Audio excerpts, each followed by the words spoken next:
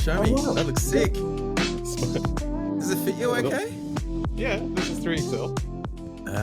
Show me the Quite good. writing. Does it go all the way down to the bottom? Yeah, Yeah. I was going to say, move the mic out of the way. Yeah, Sick. it's I don't fantastic. know. Yeah. That's great. The funny Nice thing one. is, the package still has that Google admin sticker on it for some reason. That's weird, isn't it? I think I uploaded that because it was the only asset I had at the time when I set it up. When you order merch, Ed, like the packaging has literally a little logo and it says Google admin on it. Really? Yeah, it is. I'm gonna take a photo of it. It's funny. Anyway, Ed, you'll get one of these beautiful mugs. I'll send one out to you. So it's been that's part of lovely. the podcast. I'll tell you what, Christian would be well impressed. You know, my business partner, because Okay. he's so into merch. All right, Eddie. So a bit of an introduction, I think, is due. So tell us all about yourself, your business, your career, and where you're at the moment. All That'd be right. great. So I'm Ed, and about 2 years ago, started a startup called Data3 with a couple of other people. I'm based here in Auckland, in New Zealand. Yep. My other founder is based in Wellington in New Zealand.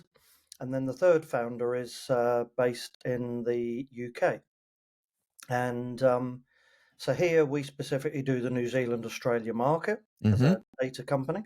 Yep. And but with the rest of the group, we've got Data3 UK, Data3 Europe, and then us, Data3 Asia Pacific, I suppose.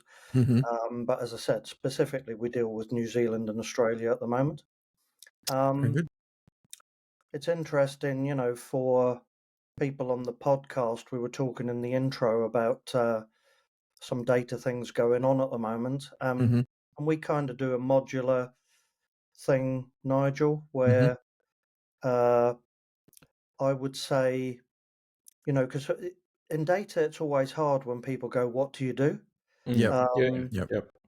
And so we have like this modular approach. We generally, when we first meet someone, we'll come in and we'll do a data maturity score with them. And that is along the lines of, you know, what are you looking like on governance? What are you looking like on data protection?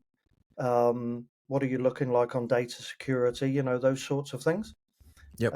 People find that very useful, and we are then able to kind of benchmark them and help them to see where they are, you know, in the scale. And I have to be honest with you, most companies, you know, are trying to get into this and do better and, you know, get into a data-led world. But most of them are probably low on the scale at the moment. Yep.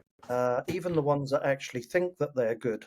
You know, once we've done one of our assessments, I think they're often quite surprised, you know, to find that they didn't score as highly as they thought they would.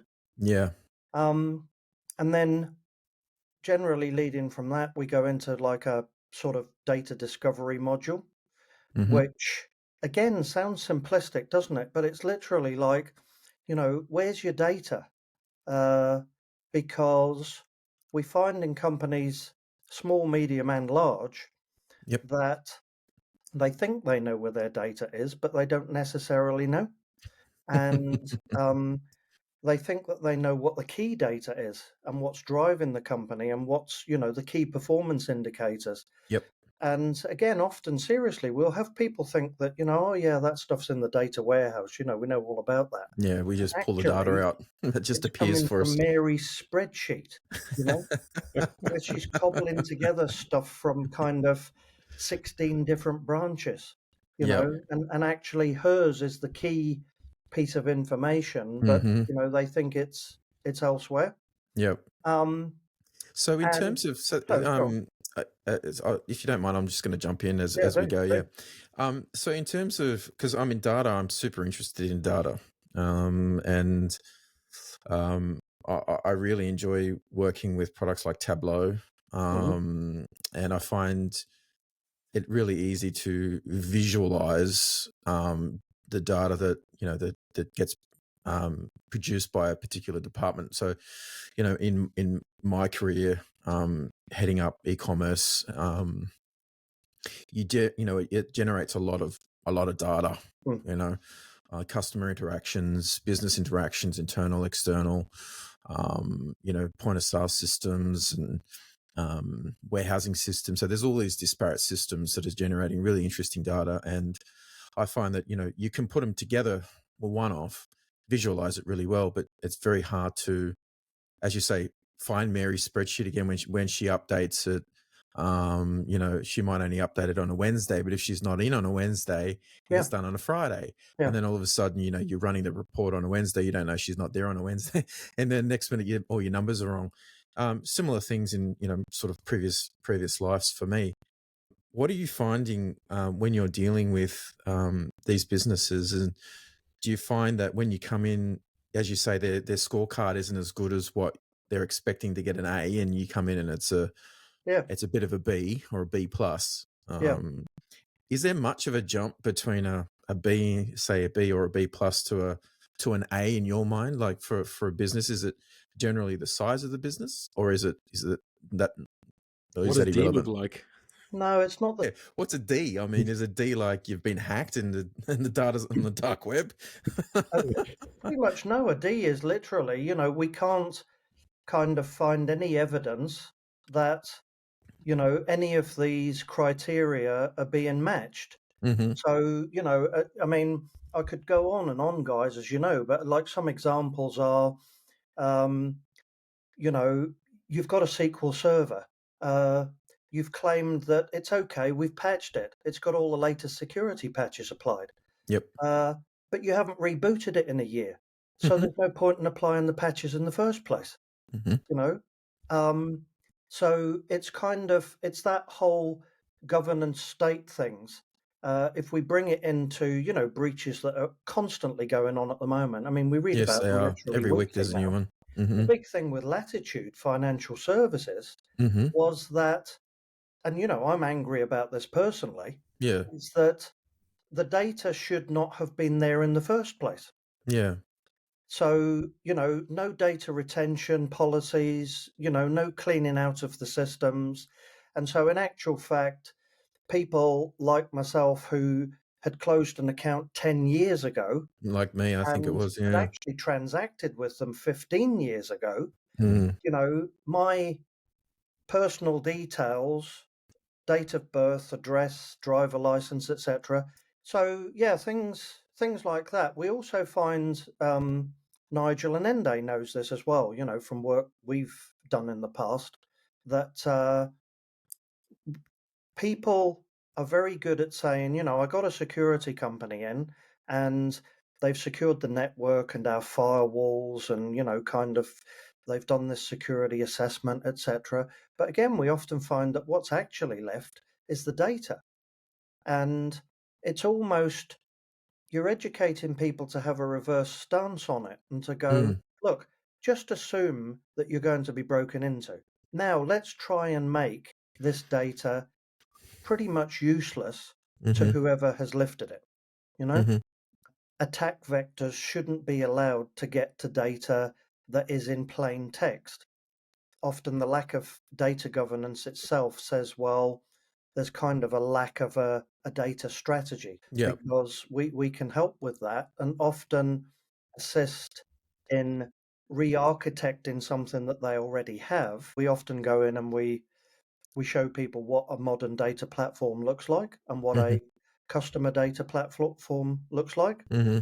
Yep. Or in other cases, there's a very, very large company that we work with in Australia. They brought us in because they had an excellent cloud platform fit for purpose at the time when it went in, Hmm.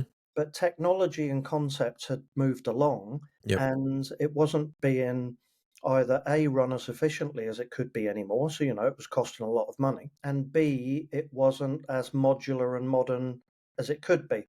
Mm. And I have this conversation with people where I point out to them almost, here is the amount of money that you are spending fighting your data platform instead of an amount of money that you are spending to get value out the end of the data platform. Yeah, that's right. Yeah, being able to make decisions, sort of informed decisions on the data versus trying to maintain it.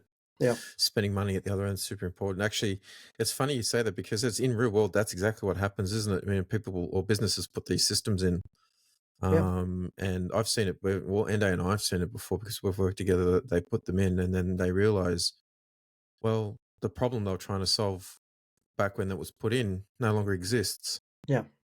Yeah. So the tool is no longer required, kind of thing. And now the business has moved on. It's trying to solve different problems and it's trying to solve different, different kind of nuances around the data that it has. And it just can't do it anymore. Like Yeah. it just can't string the things together that it needs to because it just doesn't have the structure.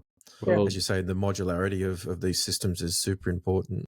And well, like this we said, is. the landscape has changed, so Mhm. in our time, you had, a data lake and a data warehouse. Now with, the kind of concept of a lake house, there's no distinction really. Mm. There's no specific use case for saying, well, I either have to build, a data warehouse or set of data warehouses, or I just want to go mining, so I want a data lake. Yep. There's modern um, modular systems that we use these days, things like Databricks and so on, where in actual fact, the lakehouse concept actually works well for any of those use cases. Yeah, it's interesting, isn't it? And I think the other thing I noticed by using Tableau myself and doing that discovery on the data that the department that I was running at the time was generating was the often visualizing the data in a way that you can make decisions quickly is different in in terms of what you think you need to see versus what you actually need to see. And then the gap between what you think you need and what you actually need Yeah, starts to um, close. And I think that happens because a lot of people, generally speaking, are more visual learners than what yes, they are auditory or kinesthetic, or there's different types of learning profiles, right? yeah, And I think being a visual learner, for us as human beings, it's a lot easier to visualize. And one thing I also found was it was hard to make things. It was easy to make things complicated, yeah, the 60,000 reports, and it was hard to make them simple. yeah, And I mean, this is a philosophy that goes back, I mean, to the early days of Apple, actually. But making things UXs, UIs, reports, whatever it is, making them simple. The simpler, the better. And if you can make exactly the same decisions on one or two pieces of useful information versus thousands of useful pieces of information, you're able to make those decisions a lot quicker yeah, and be more nimble. Well, And I worked a lot on that concept to know where we, for example, to drive marketing decisions, stock and inventory decisions. Um, you know, it was funny. We had buyers at the time. I remember this clearly. We had thousands of people looking for iPhones, but we didn't yeah, have any stock of iPhones. And I'm yeah, like, well, it's costing us $20 to acquire a customer. If we bought an iPhone from somewhere else and sold it at a loss, how much is that loss? Less or equal to $20? Well, then let's try and get some iPhones and sell them at a yeah, at a net cost or a net profit of zero. But in actual fact, you've just gained a customer that you wouldn't have before. yeah, And just to have simple concepts like that and to be able to visualize the data. yeah. Um, And that's a really good example. yeah. We had a similar thing. We analyzed data as well, Nigel, and uh, we were helping a large insurance company out, and um, the without boring you to death with the details, the analysis though basically was that um, the lower cost customer to get on board. So, like, in your example, say the Hmm. $10, $20 per cost customer to get on board, um, was maybe potentially staying much longer with the insurance company and, a better profit for them at the end of the day, a better revenue earner. Mm-hmm. And uh, they were doing these kind of marketing initiatives, and offering to do this and that and the other, for people like me, or if you had a car or two cars or, whatever. But the bottom line is that on the analysis, they found out that the customers that in effect they were giving more to, so they were maybe coming in at what kind of $100 per acquisition, $110 per acquisition, something Mm-hmm. like that. Um, they would churn back out of the system again about a year later Mm-hmm. because they'd take the deal, they'd come into the system, but then as soon as the deal was over, they'd churn back out and go looking for another deal from someone else. Yep. Super interesting. Mm. Yeah. I mean, when I'm, you're talking about those types of acquisition costs, yep. sorry, I Sorry. just had a question, right? Like, me being, I guess, the spanner guy in the back, shoveling his data to various users. We love spanner guys in the Yeah. back. You're working in a So, steam room. just because you have access to Tableau and Power BI, does that make you an analyst? Because at the moment, we would do things like, give them access to the platforms, opening up access to the database system so they can do these massive pools of data. Then I got to worry about, where the data is going, data encryption at rest, in transit, etc. But I mean, is it, if you give everybody all the full data sets, can they actually figure it out? Or is like, how do you sort of say, well, this is the only data set you should have access to, versus here you go, you're the analyst, do whatever you want? And is everybody turning into analysts now?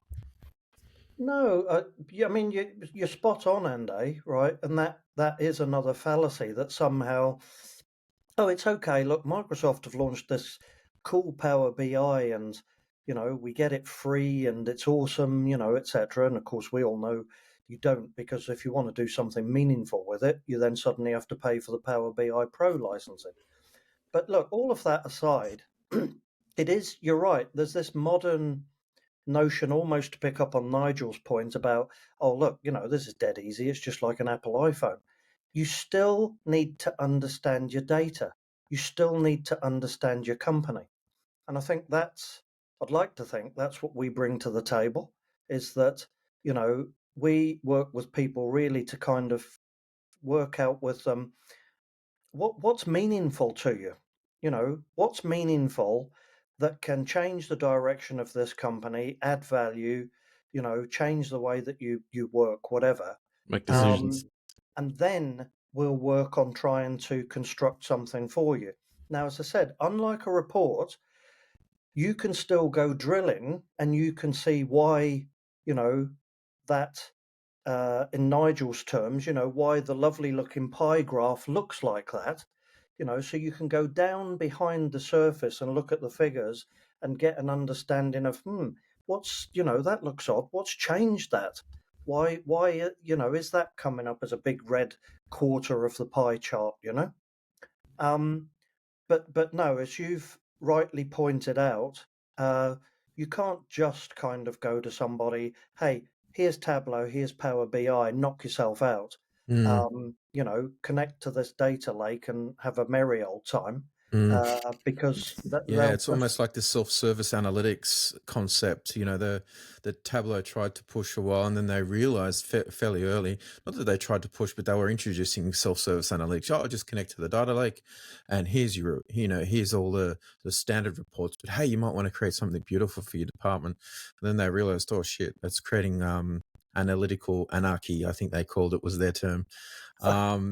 And it was interesting stealing that. because I'm in that stealing that. same in that same seminar that they were doing, they also did describe that point of understanding the data and understanding the caveats, let's just say, behind each one of your data points you might bring into a report, Mm, mm. and knowing that you're analyzing things in the right way.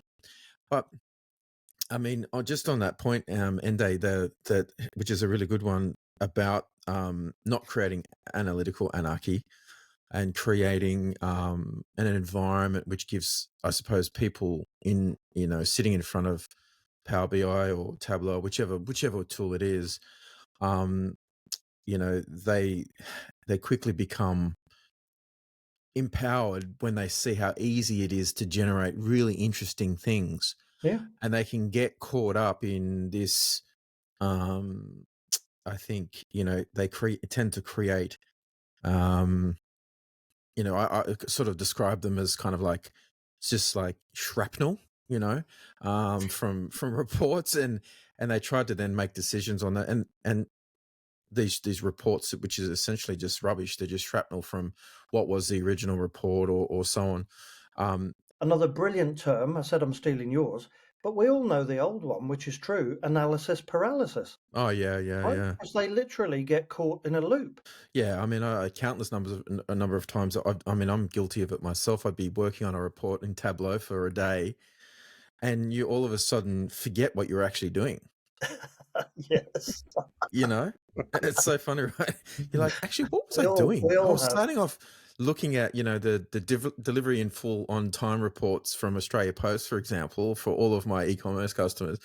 To now, all of a sudden, I'm looking at my like overcharges on delivery costs for a certain suburb because somehow it's strung the data together, and I never had that report Yeah. before, and then so you end up creating all this shrapnel, but some of it's really there's nuggets in there. There's golden nuggets in there. There's good stuff that you can actually get out of it. And I think having time to do this form of self discovery when you do get access to a new system, if it's been put in by yourself and your company, and do you find that you sit there and you tend to try to rein a lot of that in and say, because I know things like Tableau have, and Ende and I have looked at this. There's Tableau Online. There's different versions.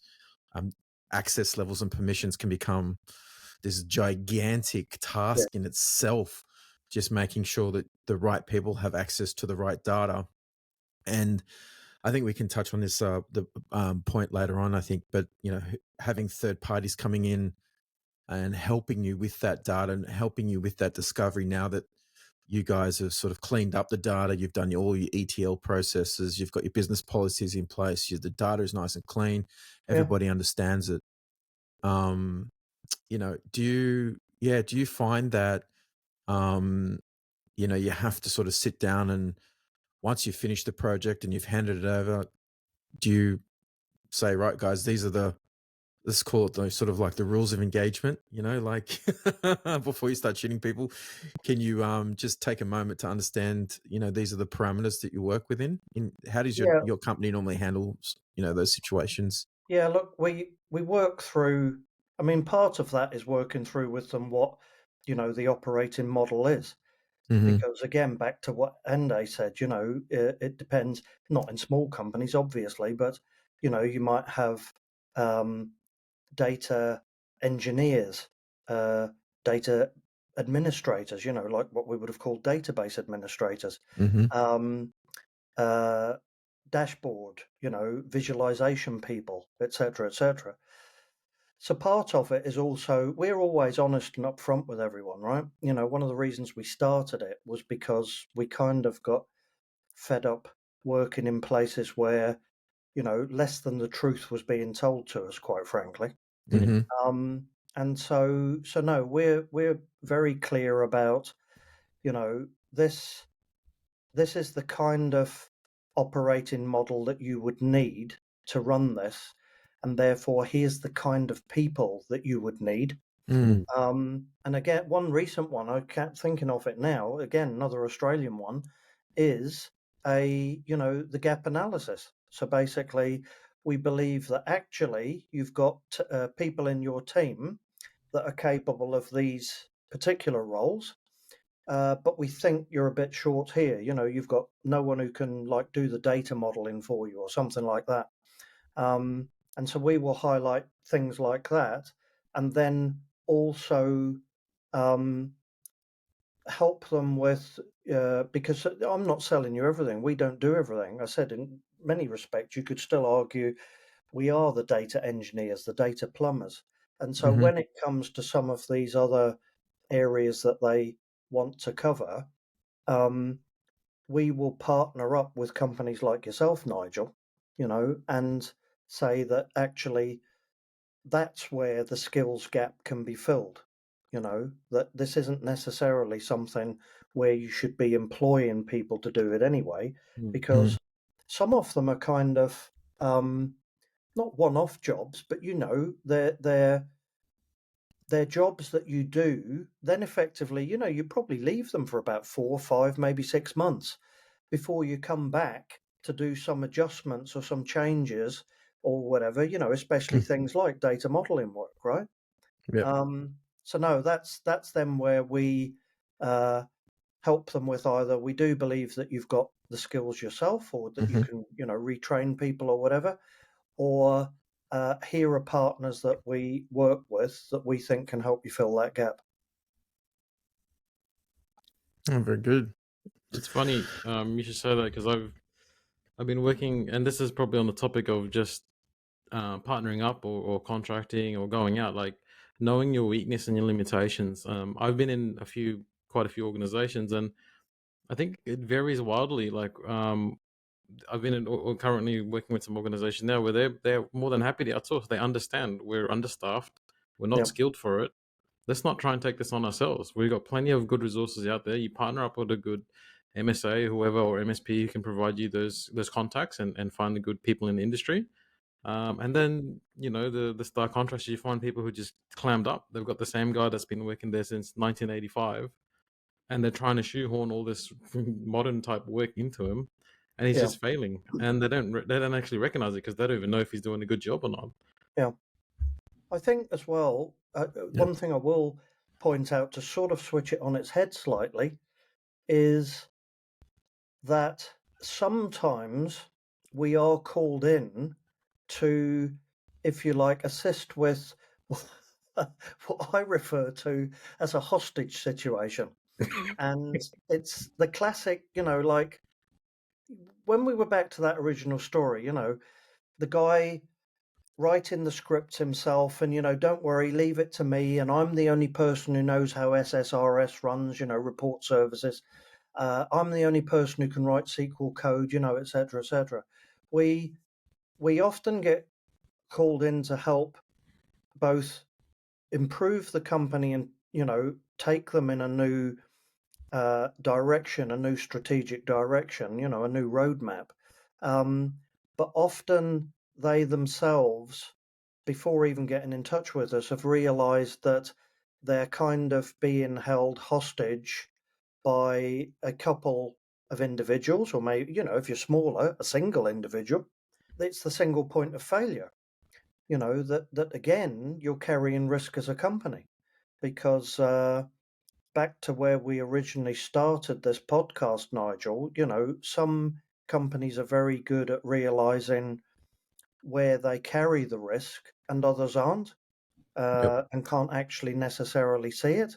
Yep. And again, big companies, big brand name companies.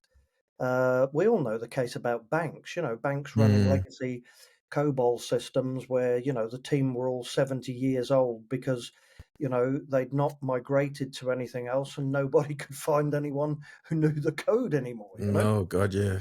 Don't we know about that, Ende? Okay, so one of the things I remember just around the data piece is understanding the difference between reporting and analytics. Reporting is, you report on things for the sake of reporting, but then you have analytics for the sake of, understanding what's happening, I suppose, at more real time, Yeah. What's your thoughts around that? I mean, because I usually dealt with analytics rather than reporting. That reporting is a point in time of something that has essentially happened. And analytics is, I have a question and I would like to know what the answer is. Yeah, yeah. And do you feel that, tools like Tableau and Power BI are more analytical tools than they are actually about answering questions rather than doing reporting? Because I found I used Tableau to build analytics and to and the online version obviously gives you sort of like a sort of a semi AI tool, and we'll get onto AI in a minute, I think. But you could say, okay, what was the sales result for Friday, the 11th of August, and Yeah. bang, and it gives you the results. But you couldn't really say to it, show me a visualization of all of my customers from postcode 2000. Yeah. It No, wouldn't be you've able had to to. create that report on the fly, generate, what you wanted to see.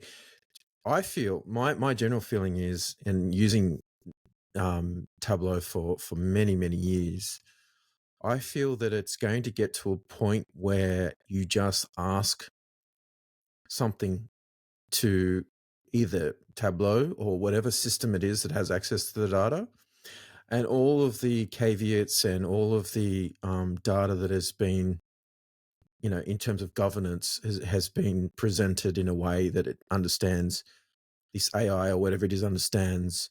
It's just going to be able to show you what you want to see.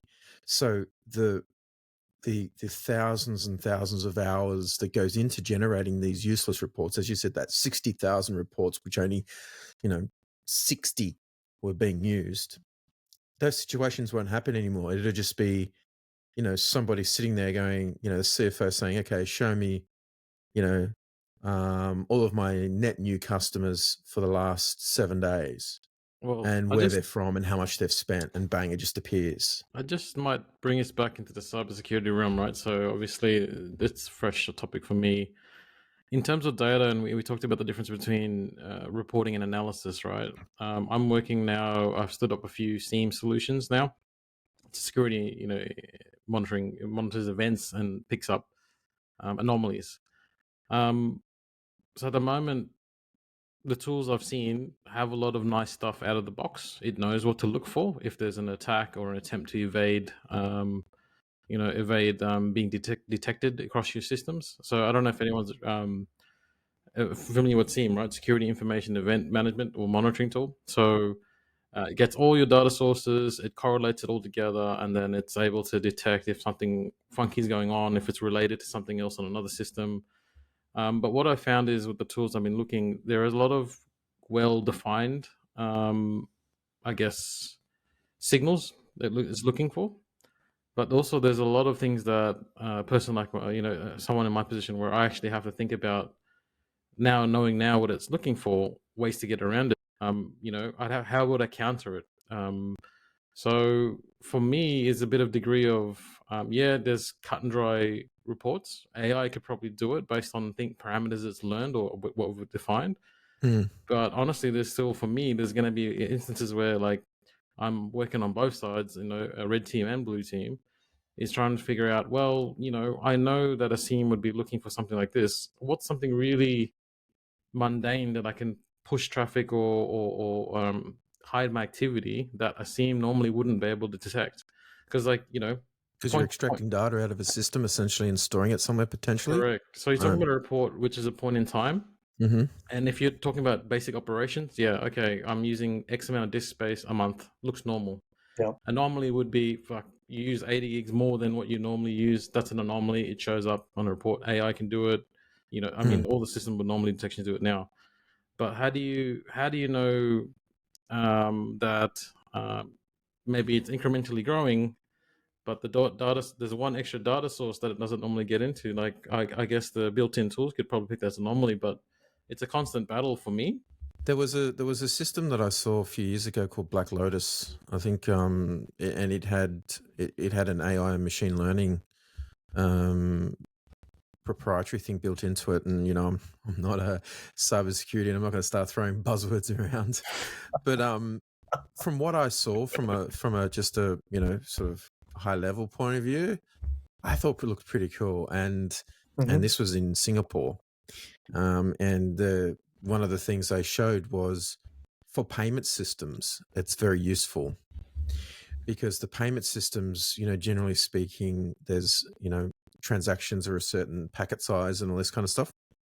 And then as soon as you have very large transactions going on, the packet sizes of the information coming from different systems is different sizes, and it starts to segment these things. And it was actually incredible how it did it. But the end result was, it's this concept, as I mentioned before, it's easy to make things complicated. It's hard to make them simple.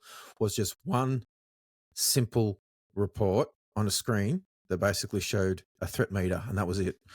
And the cybersecurity guys were all sitting around sort of clapping and going, wow, that's awesome. And it was just this one little needle, just going up and down, showing what's going on in their system.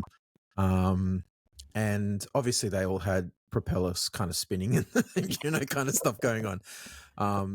But they were saying that they were using this concept for large banking systems, where, as Eddie was saying, these COBOL systems and so on, it's sometimes these COBOL systems, they're rock solid, but they don't like talking to anything else. They don't like consuming anything outside of themselves as systems. So this is why they're all sitting around cheering and stuff. But that's exactly the point they were raising in that conference. And it's like, how, from a cybersecurity point of view, how do I see what is normal? How do I see what is semi-abnormal, just to reduce the amount of false positives they're getting and have to investigate, because otherwise you have huge teams looking at just red herrings all the time. Yeah, how do you define an anomaly, right? Like, yeah, and the very definition of anomaly, what is it, and how does it become that when you've got AI doing similar things as humans, essentially?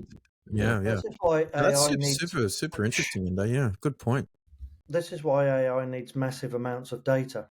So Yeah. don't forget, anything that we talk about at all relating to AI, it always needs huge amounts of data to help with its training. And the big thing at the moment, of course, is ChatGPT. Show me 2 years worth of data off systems that aren't being hacked and everything's going okay. Right, now that I've trained you on 2 years of what the normal world looks like, tell me if you see anything out of that pattern. Yeah, but this is the very challenge, right? Because you're looking at a point in time, backwards in time. If the business has grown to a point where it no longer recognizes that the new data is naturally different because it's now looking at real-time data, or data that is closer to real time, you could get a lot of false positives on that, because it's just now looking at different data sets. Still need people. Yeah. So there's all these caveats that the machine learning models and stuff need to understand, that the natural progression and have normalization going on in their data sets and so on, to make sure that you don't get these false positives. Yeah. No, it's super interesting. One thing I just wanted to mention, just on the larger data volumes, one thing I noticed with these different types of systems is, the ability for a very basic user, a small business owner, for example, who might have normally spun up an Excel spreadsheet to analyze, thousands of customers. Potentially they might have a database or whatever. And the amount of raw compute power that needs for you to run macros, or run automations, or run filters, or running, all of these things. I've seen people in business try to do everything inside a spreadsheet and Google Sheets, and then realize 2 years later, oh shit, I should have just gone straight to, Google Cloud and used BigQuery or something like that. One thing, as a small business owner myself now, I've realized is I can analyze huge amounts of data in Tableau, and all I need is a MacBook Air with an M2 processor and a little bit of memory, and it smashes millions of rows of data, which normally would have crashed if I tried to use Excel. I mean, do you have any thoughts around, without the analysis paralysis coming in, do you think that this is a good thing or a bad thing, or like, what are your thoughts about that? Oh, look, it's not a good or a bad thing. That's education, isn't it? It's like, again, you're back to what's what's my kind of risk scenarios? What's the difference between running something on Google Cloud, AWS, whatever, versus some kind of, nuclear power station of a laptop I've got. And I'll just, I'll share with you the reason why I'm smiling so much in this segment is that Andy knows that I am currently on the podcast with you guys on my M2 MacBook Pro. Mm-hmm. Right, which is currently running the electricity grid for New Zealand while we're talking.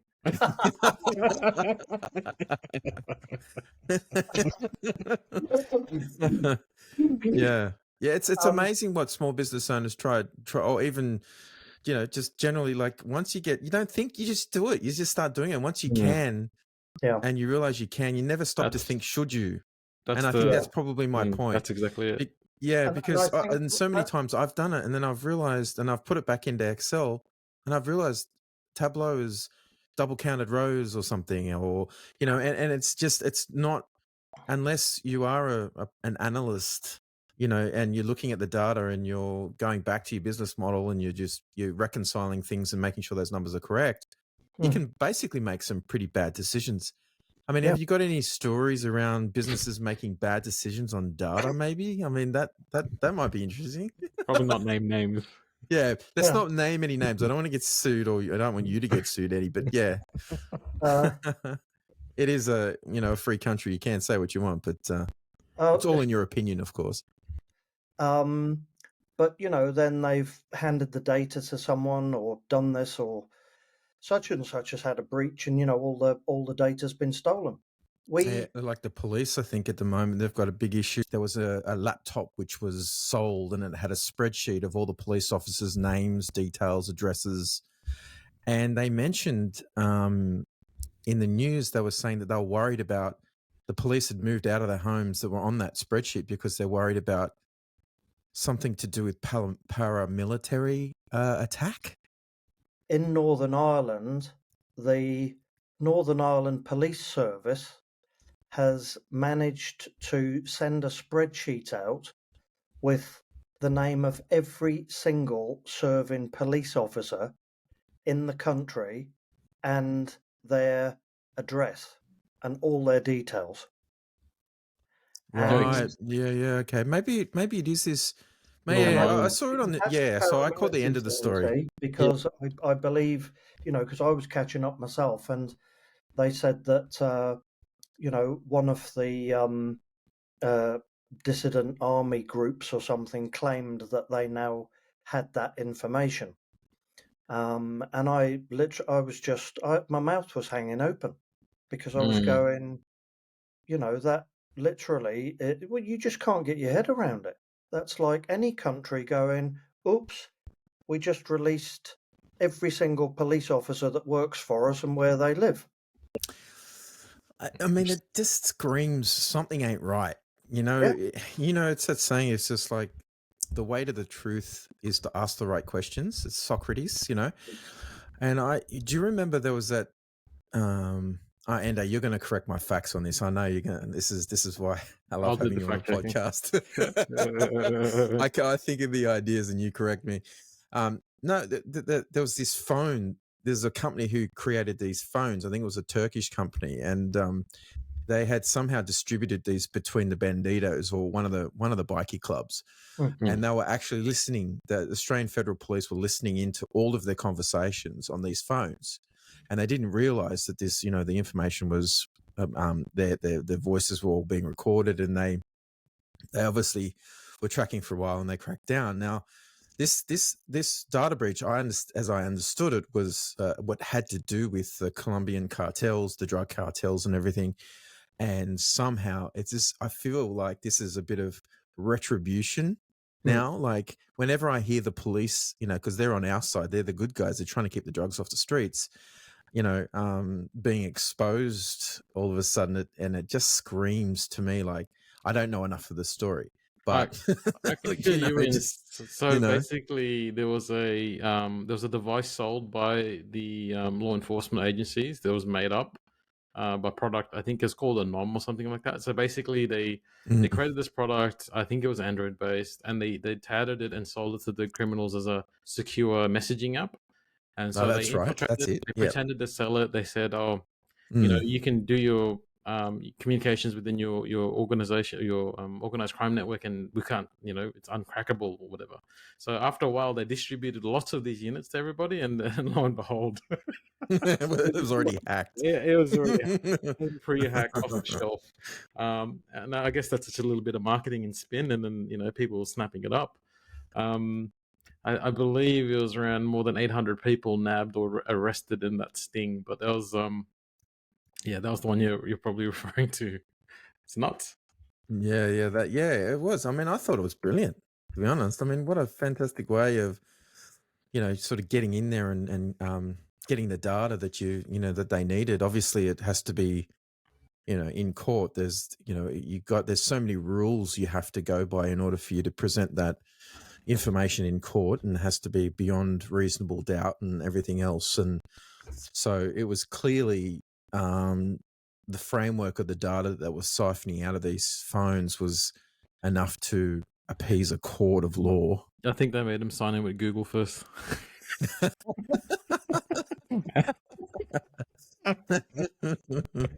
Yeah. I was just going to circle back to the bad data decisions. I mean, who could we, and we're going to name names here, who could forget the Robodebt scheme?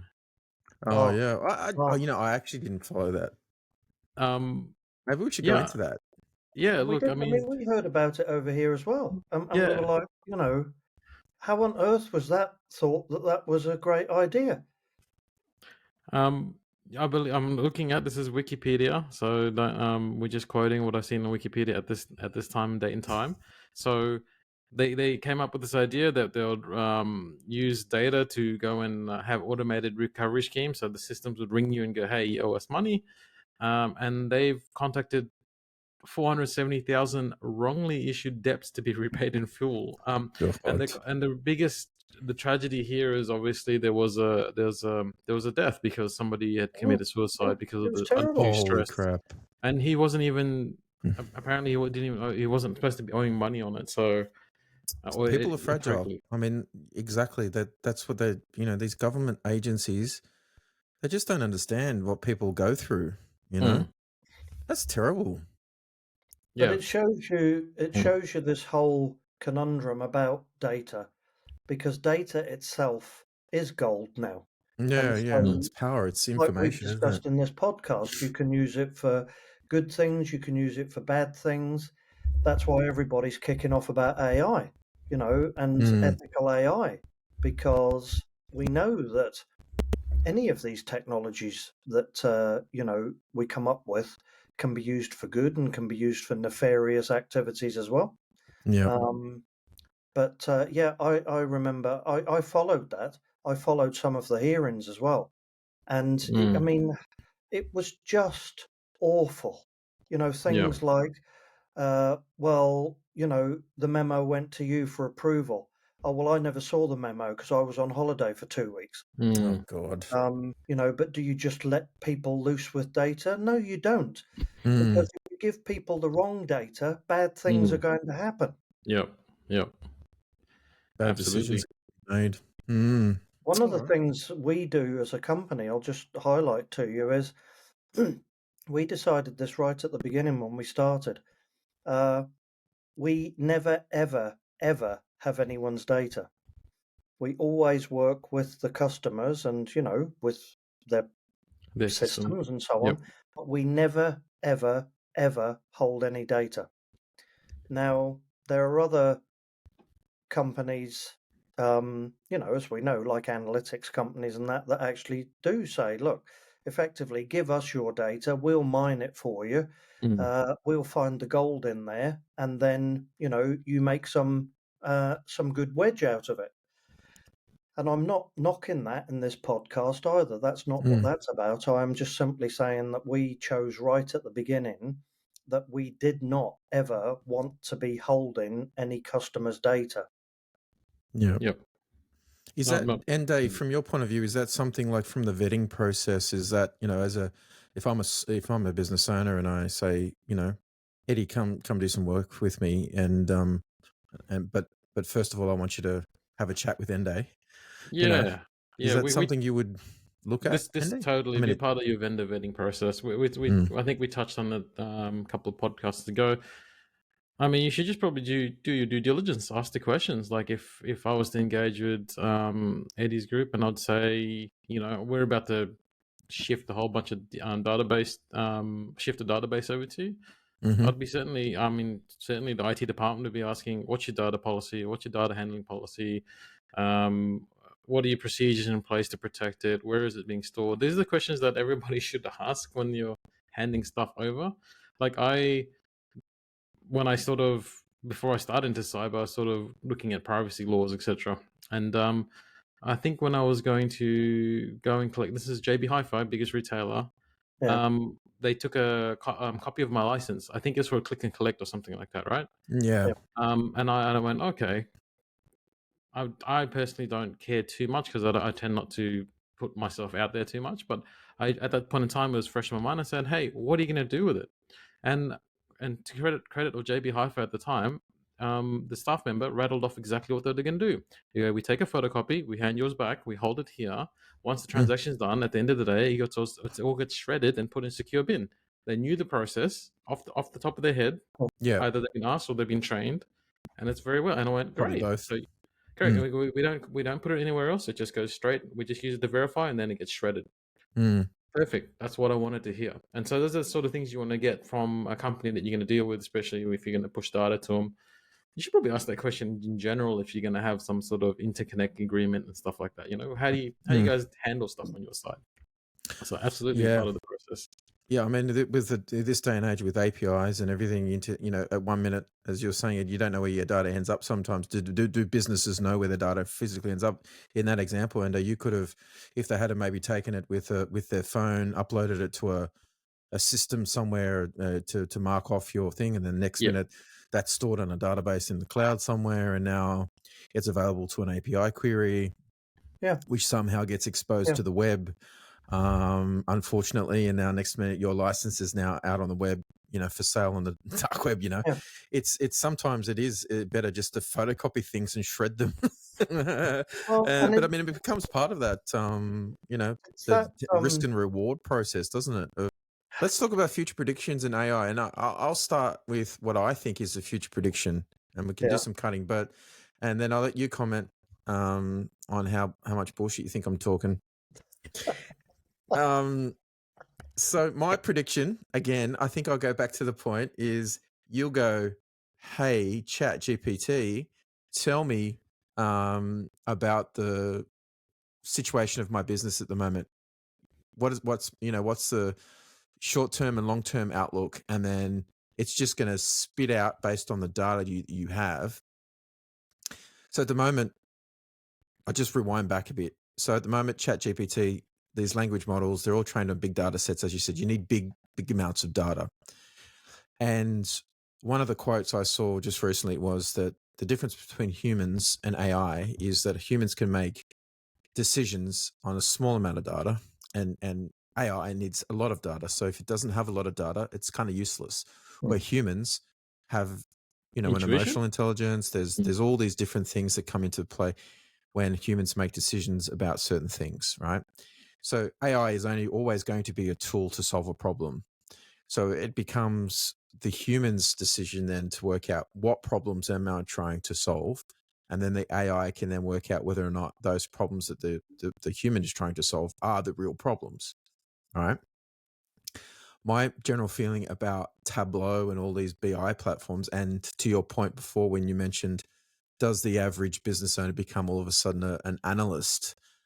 I think the role of an analyst, in my view, is one of a role where it becomes sort of the gateway between a business wanting to solve the right, or ask the right questions to get then the way to the truth, and that being, it may not come about as the first. It's like chat GPT. You ask it a question, then you realize, oh no, I was actually trying to.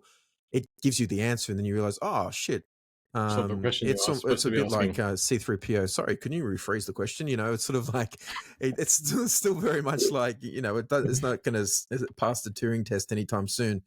But like it's sort of like the human becomes no. Actually, what you're trying to ask the data set is this, and that becomes an analyst role where I think there will be a big shift between data science and data analysts, or analyzing data, and then the end user. And I think AI is going to bridge that gap between the data scientists and the end user, and make the person in the middle, so to speak, that the analyst, more of a kind of proposition kind of analyst. It's like, how do you describe? So work out what you're trying to describe, and then ask the AI, and then it's going to start to evolve from that, where you can pretty much ask it anything, and it will start to refine down your question to a point where you start to answer the questions you're trying, or problems you're trying to solve. What are your thoughts about that, Ed? What do you think your sort of future predictions around data and AI? Look, first of all, and we know this, we've seen it through our lives so far. Anybody who does predictions always gets them wrong. And so genuinely, I'm always like, I've no idea what is going to happen in the future, because, I laugh when I see old clips on YouTube now of science programs for the 1970s, going, oh, and by the way, by 1975, you'll all have flying cars and this is what they look like. So I think seriously, it's worth putting that caveat in there. Mm. Look, my view at the moment is this, that more than what we would generally have termed the job data analyst, the role we know it today, I think the role of prompt engineer is going to be big, right? Because it's all about, or certainly in current iterations, it's all about, well, how do you ask it? What way do you build the prompt? Clearly, look, the human still has to be there for context, because, we've all got stories like this. You say to it something like, tell me how to get profitable within the next 5 years. And it says, okay, well, if you sack everyone in Queensland, you'll become profitable in 1 year.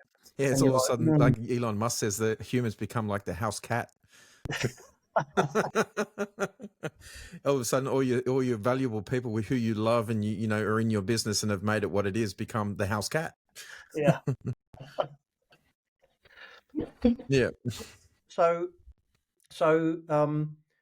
yeah, we know that, like, you can ask it some things, and then it can come back, with something that is not illogical. It makes sense, but in the real world, you go, yeah, but that's not a good thing for me to do, right? So that's number one. Number two is, you almost did it as a little throwaway phrase at the beginning. Our dear friend that we're talking about is the most important thing, data. So it's like, where's the data? What data is it looking at to Yeah. answer the question? This is 2023. And even in 2023, I still have no good universal search available to me where I can go, now, where is that PowerPoint Nigel sent me? And You spend 15 did minutes, he, go get a did he call coffee, Nigel's come back, grab a PowerPoint, donut on the way. I mean, it's highly productive. or did he call it Data Discovery PowerPoint? I Yeah. don't know. I think he might have called it Nigel. I'm going to look for Nigel. The point is, you Now, didn't even open it, so it doesn't really matter. was it in? Well, exactly. That's You true. just read the title of it. Yeah. So the AI, we should use the AI to actually rename documents, so then they can actually, there's a business right there.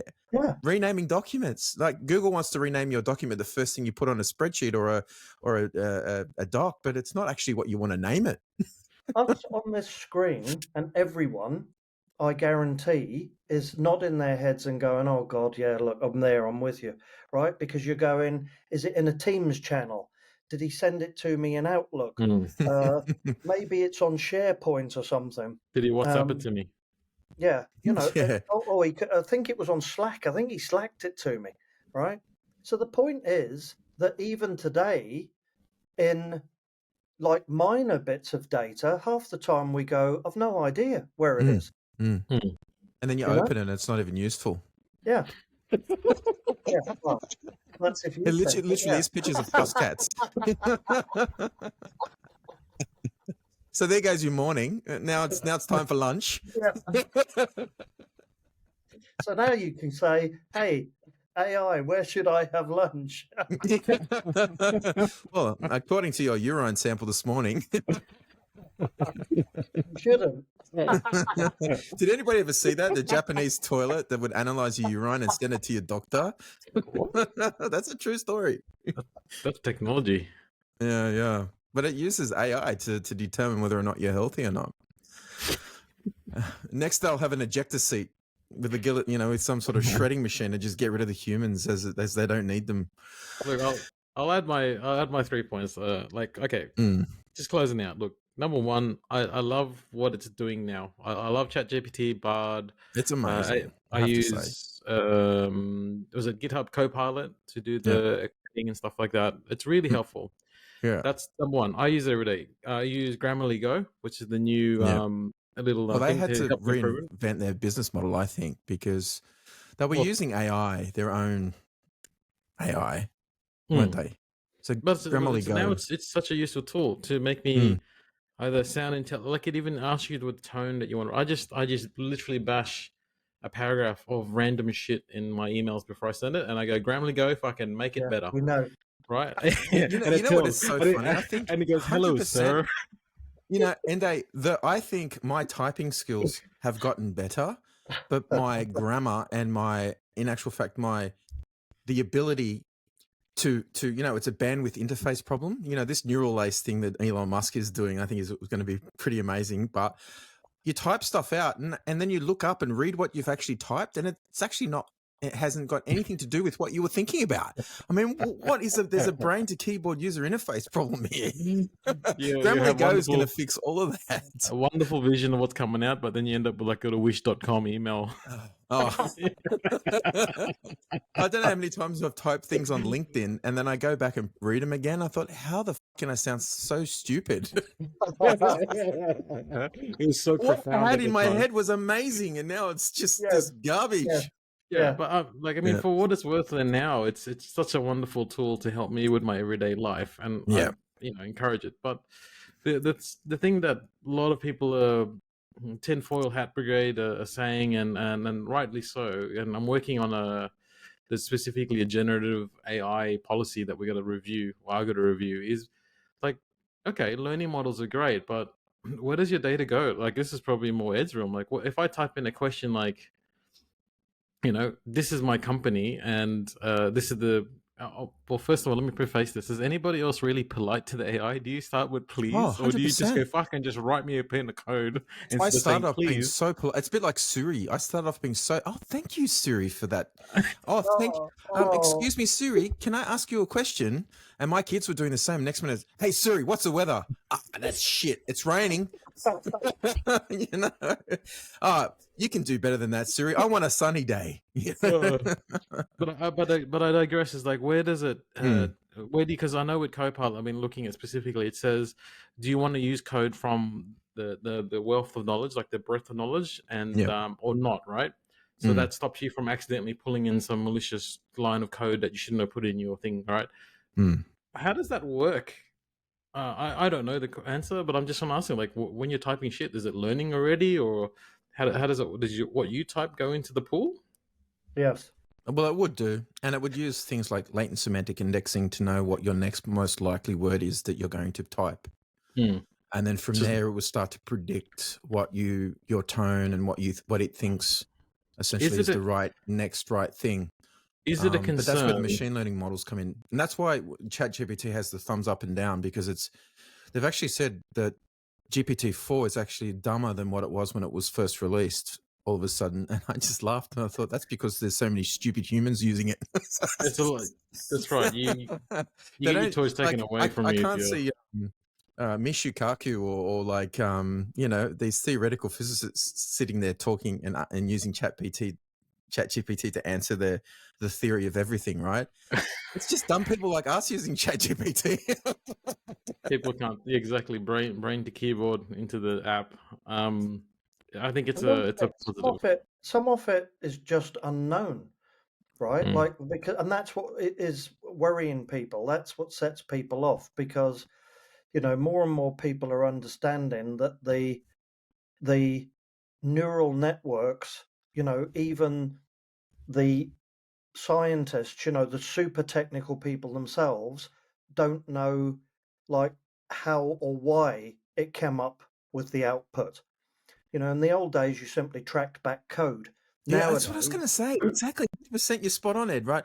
Like you'd go back and reverse engineer it, but I don't understand when the people who Sarah Connor, famous quote, thought it up, right? yeah, Terminator 2. They at this point, it kind of, to the average person, they're going, well, if this is your idea, you mean you don't know what it's doing anymore? That freaks the hell out of people. yeah, It and freaks them out. Like, what that's you the mean you truth. don't know how it works anymore? It's They just doing don't what it know does. why or how Hmm. it's coming out of the other end of the neural network. And obviously, you've heard me before say about retraining. I'm working with a lot of AI algorithms at the moment for While he spotting. scratches his forehead and like he's got a gigantic headache. No, like, I'm thinking to myself, we're trying to do uh, uh, image recognition, and again, you go, well, Oh, ask that Elon sounds Musk all easy. about That's that. dead easy, Self-driving. Yeah, and yeah. it's not. It's a nightmare. It's Oh, really, 100%. really hard. Yeah. Like a stop sign could look like a giant tomato on top of a pole. Like, yeah, I mean, it's It's amazing yeah. how far they've come, but it is it's extremely difficult. Like Mm. you, like the whole there's no intuition with it, right? Yeah, There's no equivalent of intuition, which is what we have as The humans. intuition is the big thing, isn't it? Yeah. Mm. They're talking about hallucinations, like it will just start to make up what it thinks the thing that it's looking at is. And yeah, that's actually even more dangerous than saying it doesn't know, correct. because it Yeah, thinks. So it's basically it's that concept of you tell a lie often enough and you start to believe your own lie. yeah. And it's the same thing with hallucinations. If it sees, so the next time it sees that, stop sign, which is, it says it's a tomato sitting on top of a pole, giant tomato sitting on top of a pole, it's going to believe it next time it sees it. Right. Well, Yeah. the reason why the buttons are there on ChatGPT and the comment section is because we're back what we were talking about. We're helping to train it. Mm, And that's so right. when ChatGPT has a hallucination, we're meant to do the thumbs down and then write in the bottom, this isn't true. A tree doesn't have 6 legs. Yeah. Yeah. And That's that's right. that But I constant wonder how many people retraining of the actually model. do that versus accept it, because there has to be a measurement there of statistical significance, as they call it, before at some point it says, okay, well, that's no longer, a tree with legs or Yeah. whatever Yeah. it might be. Yeah. So if people aren't doing that enough, they would have to somehow, and I'm sure there's people a lot smarter than us here doing this, but the thumbs down and the correction must weigh a lot more in a scorecard than anything to retrain that model, because you'd have to think 1 in 200 or 1 in 20 maybe might actually put a thumbs down to a hallucination or and actually know what it's actually doing. People just take the answer and go, oh, okay, start a new chat and then Correct. ask the Yeah. question No, again. no, you're absolutely right. Yeah. So, but again, in these things, we'll take training from anyone, right? Mhm. Like, my biggest problem at the moment is I can't find enough images to train one of these models. And again, in this modern world, you'd kind of go, God, that's impossible, isn't it? But But does anybody know Yeah. what quantum entanglement is? Yeah.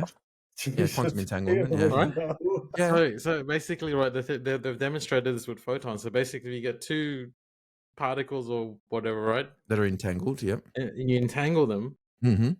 and they're spinning the same way. And you take them anywhere in the universe. Yep. You change the direction of the other one changes as well, anywhere in the Correct. universe. Yeah. The fuck does that work?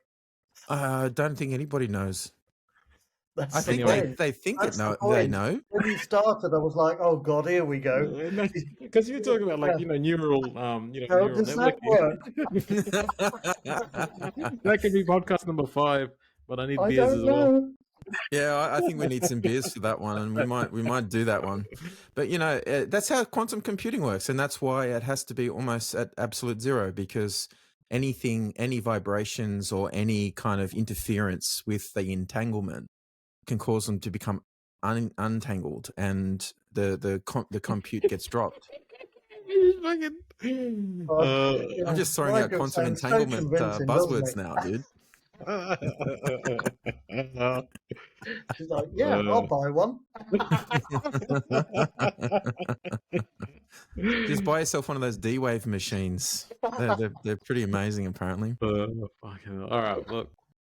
All right, well let's wrap it up here. I think it's been awesome having you on the show, Ed, and Ende again. Thanks very much for joining us.